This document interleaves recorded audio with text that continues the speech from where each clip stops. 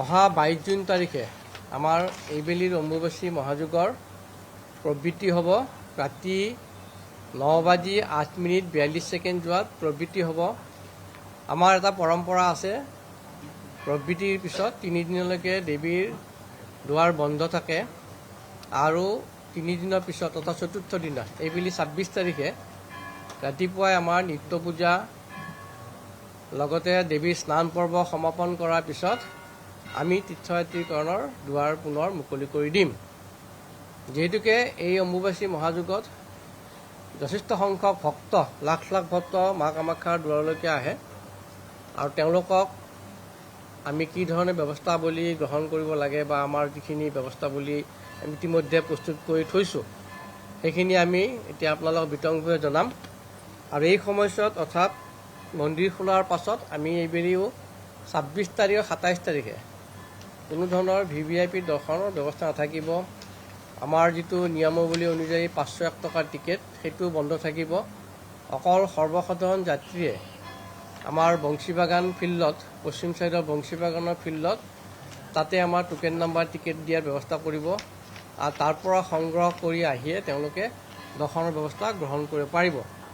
এই বিষয়বস্তুখিনি 26 তাৰিখ আৰু 27 তাৰিখৰ ক্ষেত্ৰত লাগু থাকিব আৰু 28 তাৰিখৰ পিছত আমি আমাৰ যিটো VVIP দৰ্শনৰ যিটো 501 টকাৰ টিকেট আমি মুকলি কৰি দিম।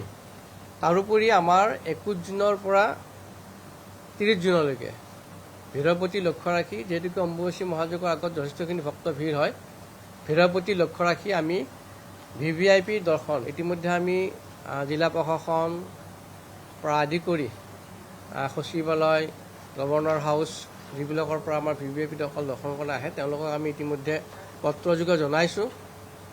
21 তাৰিখৰ পৰা 30 তাৰিখলৈকে VVIP দৰ্শনৰ ব্যৱস্থা বন্ধ থাকিব। আমি যিখিনি কাৰ্যসূচী হাতত লৈছোঁ এই মেলাখন পৰিচালনা কৰাৰ কাৰণে সেইখিনি বিতংভাৱে আমাৰ সৰুদলৈ আছে, তেখেতে আপোনালোকক বিতংভাৱে জনাই দিব। আগন্তুক অম্বুবাচী মহোৎসৱৰ সময়ত ল'ব লগা ব্যৱস্থাৱলী, আমি যিবিলাক ব্যৱস্থা প্ৰস্তুত কৰিছোঁ, এইবেলি নীলাচল পাহাৰৰ আশে পাশে তীৰ্থযাত্ৰীৰ থকা খোৱাৰ ব্যৱস্থা নাথাকিব। লগতে কোনো ধৰণৰ খাদ্য সামগ্ৰী বিতৰণ কৰিব নোৱাৰিব। কামাখ্যাৰ নামনিৰ পৰা অহা পথসমূহৰ লগতে মটৰ পথছোৱাৰ মাজে মাজে চিকিৎসা সেৱা, খোৱা পানী, জিৰণি চৰাৰ ব্যৱস্থা থাকিব। এইবাৰ অম্বুবাচীৰ সময়ত যাত্ৰীসকলে মন্দিৰ পৰিক্ৰমাৰ পাছত পূব দুৱাৰ হৈ গমন কৰাৰ ব্যৱস্থা থাকিব। আইন শৃংখলা ও তীৰ্থযাত্ৰীৰ সুৰক্ষাৰ ব্যৱস্থাৰ বাবে দেৱালয়ৰ নিজা 120 জন স্থায়ী সুৰক্ষাকৰ্মী, 500 জন স্কাউট গাইড, 200 জন স্বেচ্ছাসেৱক, 250 জন অস্থায়ী সুৰক্ষাকৰ্মী নিয়োগ কৰা হ'ব।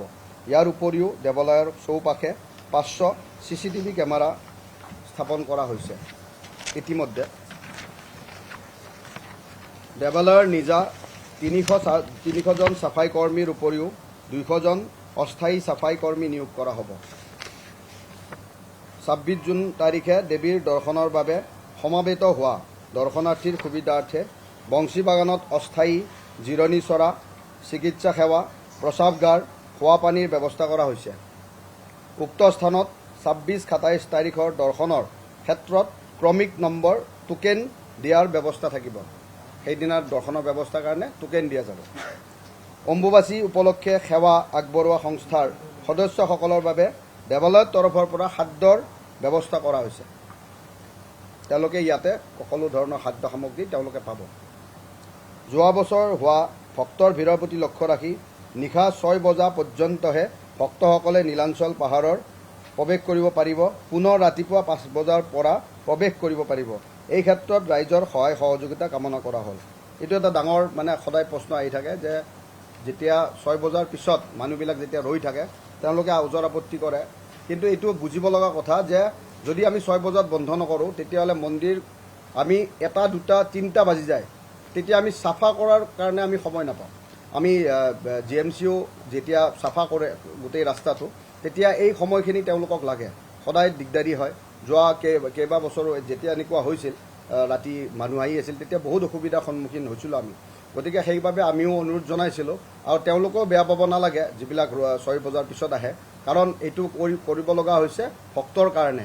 চাফ চাফাই যদি আমি কৰিব নোৱাৰোঁ, নেক্সট দিনা আকৌ 5 বজাৰ পিছত যিটো ভক্তৰ লাইনি নিচিঙা ভিৰ হ'ব, সেইটোৰ কাৰণে আমাৰ বহুত অসুবিধাৰ সন্মুখীন হ'ব লাগে। সেইকাৰণে আমি এই 6 বাজিত বন্ধ কৰাটো ব্যৱস্থাটো আমি হাতত লৈছোঁ। যিহেতু দেৱালয়ৰ আশে পাশে জোতা চেণ্ডেল ৰখাৰ ব্যৱস্থা নাই, সেয়েহে পৰাপক্ষত ভক্তসকলে নিজৰ নিজৰ জোতা চেণ্ডেলবোৰ নামনি কামাখ্যাৰ উৰণীয়া সেতু তলত ৰাখিহে পাহাৰত প্ৰৱেশ কৰে যেন।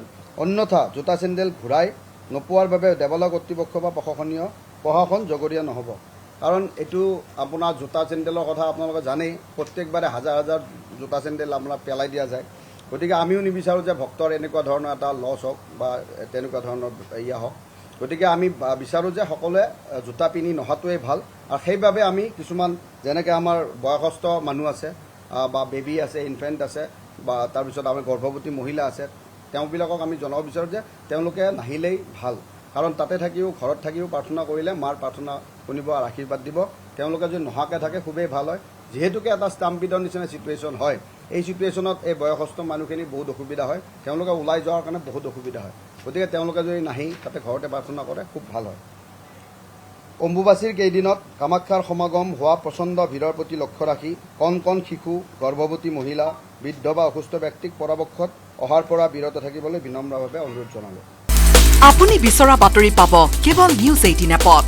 নিউজ 18 এপ ডাউনলোড কৰিবলৈ স্কেন কৰক এই QR কোড। গুগল প্লে ষ্টৰতো পাব এই নিউজ 18 এপ।